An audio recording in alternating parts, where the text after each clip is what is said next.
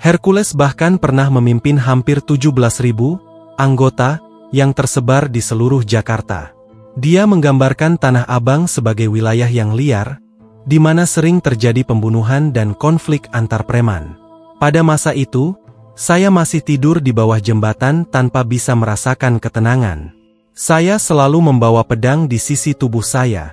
Saat mandi, pedang selalu menjadi teman setia karena ancaman musuh bisa datang kapan saja, kata Hercules.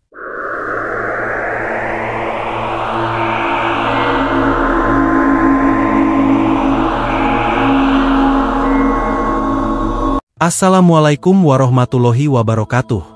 Halo teman-teman semua, selamat datang di channel Kalam Misteri.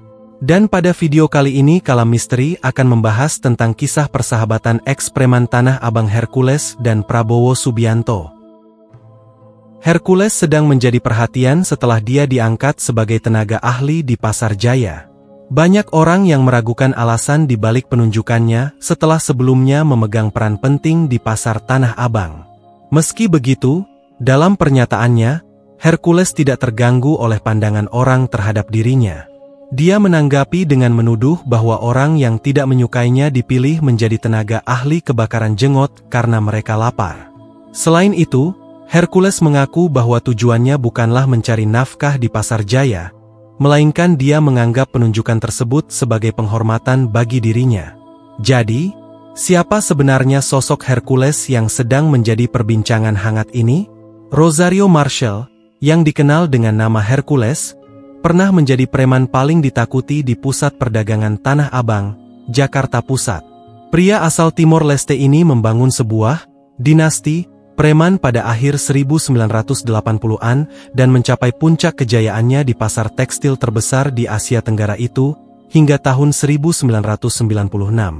Masa kejayaannya berakhir ketika kekuasaannya disengketakan oleh kelompok jago Betawi yang dipimpin oleh Muhammad Yusuf Muhi alias Ucu Kambing. Sebelum pindah ke Jakarta, Rosario bergabung dengan Operasi Militer Indonesia untuk mempertahankan wilayah Timor Timur, yang sekarang dikenal sebagai Timor Leste. Dia berperan sebagai tenaga bantuan operasi, TBO, dan bertugas sebagai pengangkut logistik. Sebelum dia diadopsi oleh militer Indonesia sebagai TBO, Rosario adalah seorang yatim piatu yang kehilangan kedua orang tuanya dalam pengeboman di wilayah Ainaro pada tahun 1978, seperti yang dilaporkan oleh New Mandala. Menurut Hercules, dia merasa berhutang budi kepada Prabowo Subianto yang pada saat itu menjabat sebagai kapten di Komando Pasukan Khusus, Kopassus, di Timor Timur. Hercules pernah mengatakan, Prabowo adalah satu-satunya orang yang bisa menyerang saya tanpa saya mengangkat tangan untuk membalasnya. Pada suatu hari saat mengirimkan logistik untuk tentara di Timor Timur, helikopter yang ditumpangi oleh Hercules mengalami kecelakaan. Tangan kanannya mengalami luka parah sehingga ia harus segera dibawa ke Jakarta dan menjalani perawatan di Rumah Sakit Pusat Angkatan Darat, RSPAD, Gatot Subroto, Jakarta Pusat. Sayangnya, tangan kanannya tidak bisa diselamatkan dan akhirnya harus diamputasi. Tidak betah dengan kondisi di RSPAD, Hercules memutuskan untuk melarikan diri dari rumah sakit. Ia kemudian terjerumus ke dalam lingkungan gelap di Tanah Abang. Hercules mengingat, saya merebut wilayah hitam, Tanah Abang, melalui pertempuran sengit. Hampir setiap malam ada orang yang tewas di sana. Bersama dengan rekan-rekannya dari Timor Timur, Hercules kemudian membangun kekuasaannya di Tanah Abang. Kelompok kecil mereka berkembang pesat. Hercules bahkan pernah memimpin hampir 17.000 anggota yang tersebar di seluruh Jakarta. Dia menggambarkan Tanah Abang sebagai wilayah yang liar, di mana sering terjadi pembunuhan dan konflik antar preman. Pada masa itu, saya masih tidur di bawah jembatan tanpa bisa merasakan ketenangan. Saya selalu membawa pedang di sisi tubuh saya.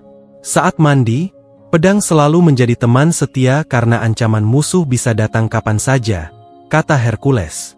Meskipun fisiknya kecil, keberanian pria yang lahir di Timor Timur ini diakui sangat besar.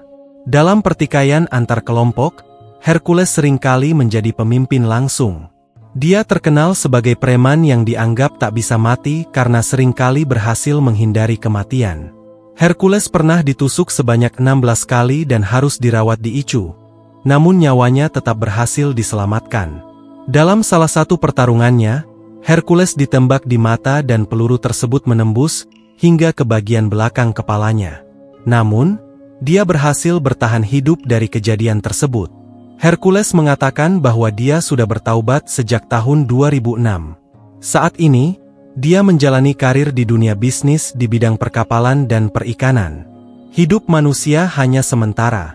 Kematian akan menjemput setiap orang, tinggal menunggu saatnya, ujar Hercules. Sekarang, saya telah menyadari kesalahan saya telah bertaubat, beralih ke dunia bisnis, dan berusaha membantu sesama manusia, tambahnya. Pria yang memiliki 3 anak ini juga mendirikan sebuah organisasi masyarakat yang disebut Gerakan Rakyat Indonesia Baru, GRIP. Melalui organisasi ini, Hercules berharap dapat memberikan bantuan kepada masyarakat yang membutuhkan, terutama yang terkena musibah.